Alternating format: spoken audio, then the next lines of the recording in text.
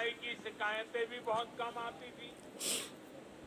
Railway स्टेशनों पर थोड़ी देर रुकना भी सजा जैसा लगता था। ऊपर से ट्रेनें कई कई घंटे लेट चला करती थी। आज साफ सफाई भी बेहतर और ट्रेनों के लेट होने की शिकायतें भी निरंतर कम हो रही है। पहले तो स्थिति ये थी, लोगों ने शिकायत करना ही बंद कर दिया था, कोई सुनने वाला ही नहीं था। आपको याद होगा, पहले टिकटों की कालाबाजारी तो शिकायतों में सामान्य बात थी। मीडिया में आए दिन इससे जुड़े स्टिंग ऑपरेशन दिखाए जाते थे। लेकिन आज टेक्नोलॉजी का उपयोग कर हमने ऐसी अनेक समस्याओं का समाधान किया है। साथियों, आज भारतीय रेलवे देश के छोटे शिल्पकारों और कारीगरों के उत्पादों को देश के हर कोने तक पहुंचाना का भी बड़ा माध्यम बन रही है। वन स्टेशन वन प्रोडक्ट, इस योजना के तहत जिस क्षेत्र में वो स्टेशन है, वहां के प्रसिद्ध कपड़े, कलाकृतियां, पेंटिंग, हस्तशिल्प, बर्तन आदि यात्री स्टेशन पर ही खरीद सकते हैं। इसके भी देश में करीब करीब 600 आउटलेट बनाए जा चुके हैं। मुझे खुशी है कि बहुत ही कम समय में इनसे 1 लाख से ज्यादा यात्री खरीदारी कर चुके हैं। साथियों, आज भारतीय रेल देश के सामान्य परिवारों के लिए सुविधा का पर्याय बन रही है। आज देश में अनेकों रेलवे स्टेशनों का आधुनिकीकरण किया जा रहा है। आज देश के 6000 स्टेशनों पर वाईफाई की सुविधा दी जा रही है। देश के 900 से ज्यादा प्रमुख रेलवे स्टेशनों पर सीसीटीवी लगाने का काम पूरा हो चुका है। हमारी ये वंदे भारत एक्सप्रेस तो पूरे देश में हमारी युवा पीढ़ी में सुपर हिट हो चुकी है। साल भर इन ट्रेनों की सीटें फुल जा रही हैं। देश के हर कोने से वंदे भारत चलाने की मांग की जा रही है। पहले सांसदों की चिट्ठियां आती थी, तो चिट्ठी क्या आती थी? सांसद लिखते थे, फलानी ट्रेन इस स्टेशन पर रोकने की व्यवस्था हो। अभी 2 स्टेशन पर रुकती है, 3 पर रोकने की व्यवस्था हो, यहां रोकी जाए, वहां रोकी जाए, यही आता था। आज मुझे गर्व है, मुझे संतोष है, जब सांसद चिट्ठी लिखते हैं और मांग करते हैं कि हमारे यहां भी वंदे भारत जल्दी से जल्दी चालू हो। साथियों, रेलवे यात्रियों की सुविधाएं बढ़ाने का ये अभियान लगातार बहुत तेज गति से चल रहा है। इस साल के बजट में भी रेलवे को रिकॉर्ड धनराशि दी गई है। एक समय था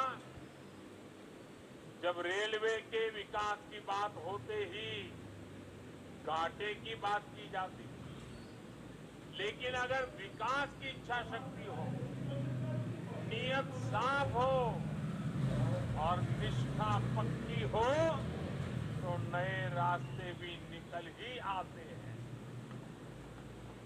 बीते 9 वर्षों में हमने रेलवे के बजट को लगातार बढ़ाया है। मध्य प्रदेश के लिए भी इस बार 13,000 करोड़ रुपए से अधिक का रेलवे बजट आवंटित किया गया है। जबकि 2014 से पहले मध्य प्रदेश के लिए हर वर्ष औसतन 600 करोड़ रुपया, आप बताइए, 600 करोड़ रुपए रेलवे बजट था। कहां 600 और कहां आज 13,000 करोड़। साथियों, आज रेलवे में कैसे आधुनिकीकरण हो रहा है, इसका एक उदाहरण इलेक्ट्रिफिकेशन का काम भी है। आज आप आए दिन सुन रहे हैं कि देश के किसी न किसी हिस्से में रेलवे नेटवर्क का 100% बिजलीकरण हो चुका है। जिन 11 राज्यों में 100% बिजलीकरण हो चुका है, उसमें मध्य प्रदेश भी शामिल है। 2014 से पहले हर साल एवरेज 600 किलोमीटर रेलवे रूट का इलेक्ट्रिफिकेशन होता था। अब हर साल औसतन 6000 किलोमीटर का इलेक्ट्रिफिकेशन हो रहा है। ये है हमारी सरकार के काम करने की रफ्तार। साथियों, मुझे खुशी है मध्य प्रदेश आज पुराने दिनों को पीछे छोड़ चुका है। अब मध्य प्रदेश निरंतर विकास की नई गाथा लिख रहा है। खेती हो या फिर उद्योग, आज एमपी का सामर्थ्य भारत के सामर्थ्य को विस्तार दे रहा है। विकास के जिन पैमानों पर कभी मध्य प्रदेश को बीमारू कहा जाता था, उनमें से अधिकतर में एमपी का प्रदर्शन प्रशंसनीय है। आज एमपी गरीबों के घर बनाने में अग्रणी राज्यों में है। हर घर जल पहुंचाने के लिए भी मध्य प्रदेश अच्छा काम कर रहा है। गेहूं सहित अनेक फसलों के उत्पादन में भी हमारे मध्य प्रदेश के किसान नए रिकॉर्ड बना रहे हैं। उद्योगों के मामले में भी अब ये राज्य निरंतर नए कीर्तिमानों की तरफ बढ़ रहा है। इन सब प्रयासों से यहाँ युवाओं के लिए अनंत अवसरों की संभावनाएं भी बन रही है। साथियों, देश में विकास के लिए हो रहे इन प्रयासों के बीच आप सभी देशवासियों को एक और बात की ओर भी ध्यान खिंचवाना चाहता हूं। हमारे देश में कुछ लोग हैं जो 2014 के बाद से ही ये ठान कर बैठे और पब्लिकली बोले भी हैं और उन्होंने अपना संकल्प घोषित किया है। क्या किया है? उन्होंने अपना संकल्प घोषित किया है, हम मोदी की छवि को धूमिल करके रहेंगे।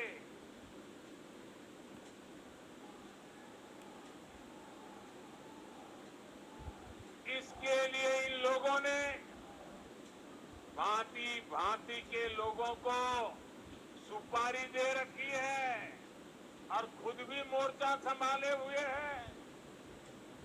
इन लोगों का साथ देने के लिए कुछ लोग देश के भीतर है और कुछ देश के बाहर भी बैठकर अपना काम कर रहे हैं।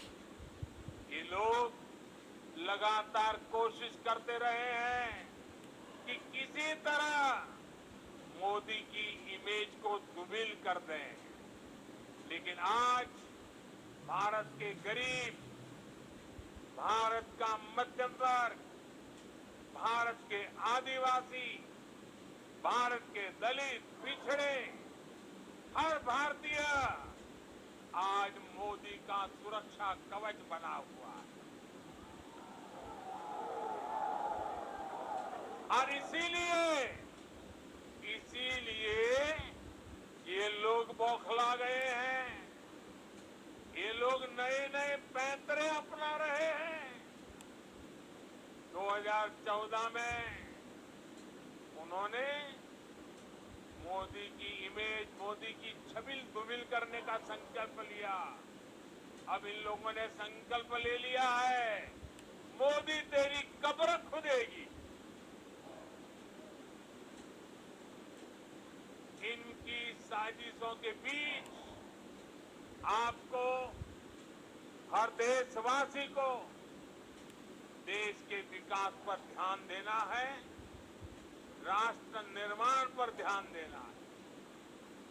हमें विकसित भारत में मध्य प्रदेश की भूमिका को और बढ़ाना है। ये नई वंदे भारत एक्सप्रेस इसी संकल्प का ही एक हिस्सा है।